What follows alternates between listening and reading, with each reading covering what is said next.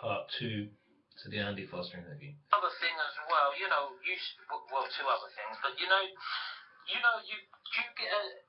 get an insight from doctors and stuff like that. Would you say that PED use in boxing, does that help? Would that help them much? As if it would be an MMA fighter, where it's sort of like strength and endurance because they do a lot of grappling and stuff like that. Have you had any doctors scientifically sort of study or could have given you good advice on how it would it give one boxer a power advantage if they were to train and use PEDs, or is that a myth as well? I don't think that's a myth. I think the myth is that boxing doesn't have performance enhancers and athletes use it and MMA does. I think that's the myth because both sports have some problems. Okay. Now, like I told you this question before, it's not as bad as people think it is, but it's still out there. But I would submit to you that both MMA and boxing, the performance enhancers are being used by aging athletes. Okay, athletes that are, let's call it 34, 35 years and up. Okay, they're not. This is from my experience by testing. They're not as used by 20-year-old athletes as much as they are by people that are younger with higher testosterone levels and they can recover quicker and stuff like that. Yeah, that makes sense. And I think it's more for training in the gym, honestly, than for fight day. I think it helps their training camps. And then, what I kind of think is going on is they try to cycle off of it before my drug test comes, right. Which is why we started instituting some out of competition stuff so we can try to let people know that's a possibility to get tested as well. So when Golovkin and Rubio come to fight in your state, will you be testing Golovkin and that Olympic style testing, like blood tests and urine tests, or? Yeah, in fact, at the press conference the other day, Golovkin and Rubio, I had my inspectors show up, and they tested, for the first time, they tested Golovkin and Rubio with the urine test the day of the press conference. Right. So, to answer your question, they will be tested. They will be tested extensively. I don't want to say on the record what I'm going to test them for, but rest assured they're going to be tested extensively. Just like Kilbrook and Porter. Sean Porter, they just left. They were last they were kind of a big fight. We tested those guys pretty good. Right, yeah, right, can you just hold the line for just 1 second? I just want to talk to you about Kilbrook and Sean Porter, and then that'll be it, if that's okay. I'll just be 2 seconds, is that okay? Yeah, sure. Thank you.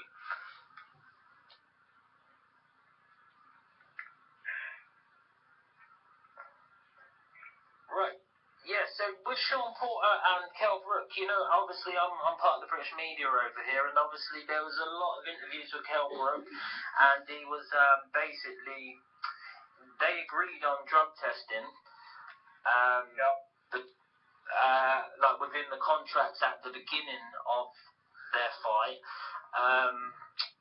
the build up to their fight, but then Kilbrook was obviously complaining that nobody had come and tested him.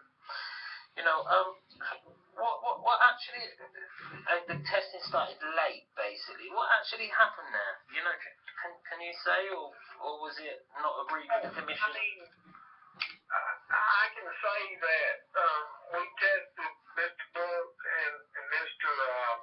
Porter in Las Vegas the first time. I believe we tested them there, if memory serves. And I think that day we hit them with urine and blood, if memory serves. I think that's right.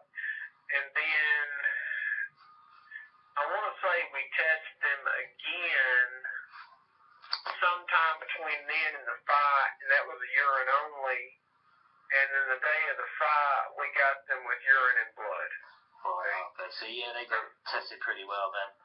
They were tested with 3 series of tests at different times, and the tests were most extensive test that the water laboratory has in our contract. So I mean, we tested for every single thing we have Yeah, in our contract. no, that was good because that was a truly top level fight that as well, and that was a great show over there. Can I just also ask you another question about hand wraps? You know, the famous Margarito Mosley fight was actually in the California. Memory serves me correctly as well. You know, there's a lot of stuff going on around hand wraps as well. You know, Eddie Hearn was talking about some things the other day.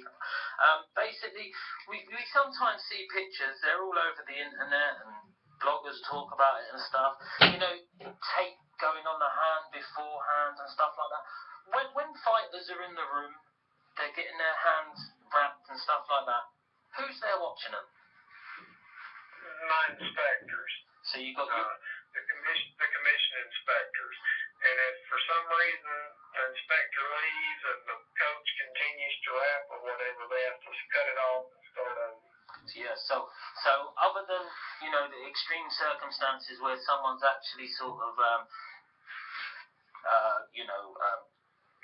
tampering with the gauze, which actually looks correct at the time. You know, if you see a tape being applied and then the gauze over the top, you know, that's always there. Where you've obviously got a member of the opposite team, and you've got the commissioner there at all times, and it gets signed off. Is that correct?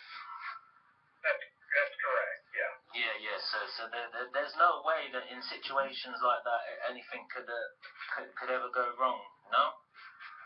That's right, and even, well, I mean, I'm not going to say ever couldn't go wrong. I mean, you know, who knows? People are creative. Yeah.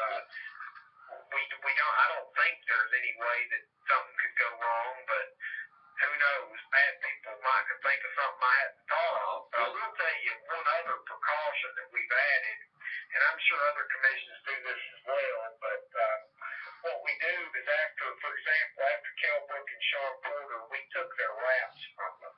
So when they're done fighting, okay, when they get their wraps cut off, the commission keeps them. And we looked at them in the back room, and we once we were satisfied that they were okay, then we disposed of them. But I think that's another important. I mean, certainly it's just a safeguard.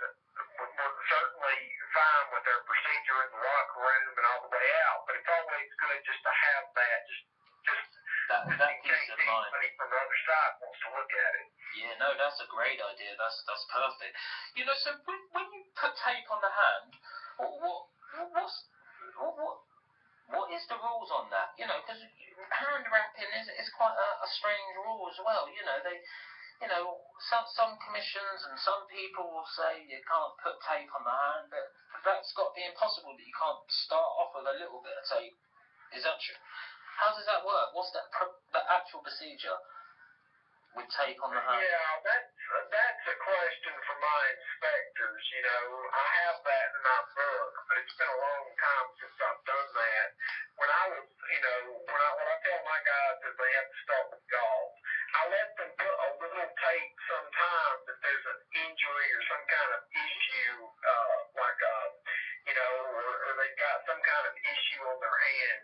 But like, you know, you saw where people put tape all over their hands and then start the gauze and then retape that. But that's not something that we really like in California. Right, yeah, that's blatant stacking. But sometimes to just keep the gauze in place, you can just put one or two bits of tape and then start going over it. If you get what I mean. Sometimes, like, minor it bits just of tape. has to be like kind of where is it at and why are you doing it? And we try to be reasonable. You know, if you look at our hand wrap regulations, they're kind of open ended, and that the reason is look, there's probably 100 or 200 ways to wrap somebody's hands. You know, lots of ways, but there's a few ways that you actually can't do, and those are what we cover. Yeah. So building it for like a cast light, you know, you can kind of gather what they're trying to do if they're going to be trying to. Right. Let me carry on with that. Oh, nearly finished it. Made a mistake there. Right, wait on guys, we're finna wrap up the interview in 2 secs. the opposite camp would object and so on. Is that would probably be the way you would deal with it at the time, would it? That's right. Yeah. That's right. Okay, well, thank you very much for the conversation today. Is it possible Well, anyway, that's the end of the interview. You know, that was a video I made ages ago. Didn't publish it. It was just a bit of a response to a well-publicized video from Boxing Beats and Rams and 78 Sports, but I think it also covers a lot of things to do with California State Athletic Commission, which I think are like a really, really good state now to cover combat sports, because I'm a MMA fan too, obviously a known hardcore boxing fan, but you know, I think, you know, it's an interesting perspective, good interview, you know, and the guy's a very, very open, welcome guy. I hope you like the video, guys. And I hope now that clears up all this issue about Kell Brook cheating. Peace.